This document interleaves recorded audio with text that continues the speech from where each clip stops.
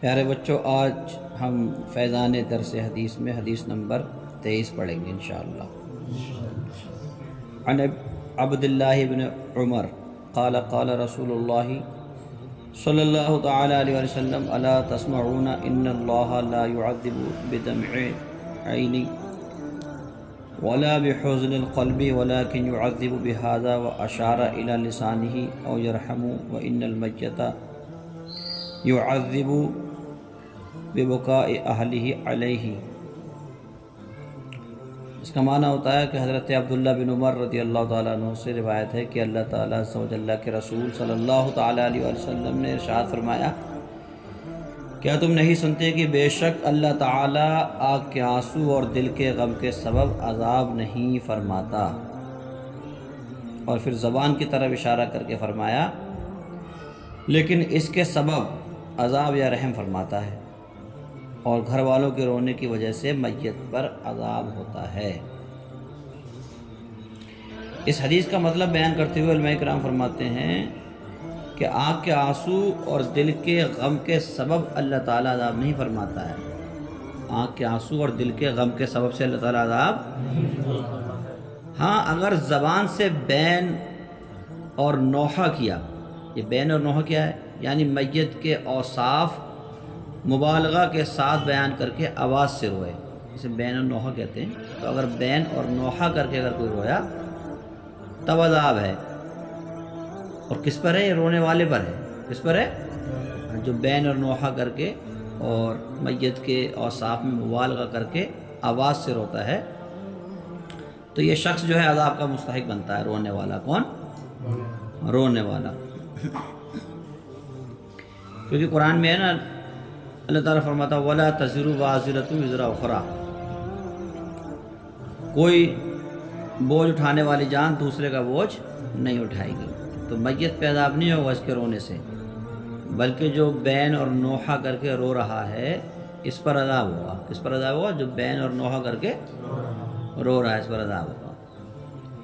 ہاں اگر کوئی گھر کا عزیز انتقال کر گیا اور اس پر اس نے کہا اللہ کی حمد و ثنا کی اور انا للہ و انا الیہ راجعون پڑھا، تو رحمت اور ثواب کا مستحق ہوتا ہے۔ تو کس کا مستحق ہوتا ہے؟ رحمت اور ثواب کا مستحق ہوتا ہے۔ اور بین و نوحہ کیا، یعنی میت کے اوصاف کو مبالغے کے ساتھ بیان کر کے آواز سے رویا، تو عذاب کا مستحق ہوتا ہے۔ بات سمجھ رہے ہیں آپ؟ کون؟ رونے والا۔ ہاں یہ مطلب ضرور بیان کیا ہے علماء کرام نے اس حدیث کا کہ آقا صلی اللہ علیہ وسلم نے فرمایا نہیں کہ گھر والوں کے رونے سے میت پہ عذاب ہوتا ہے۔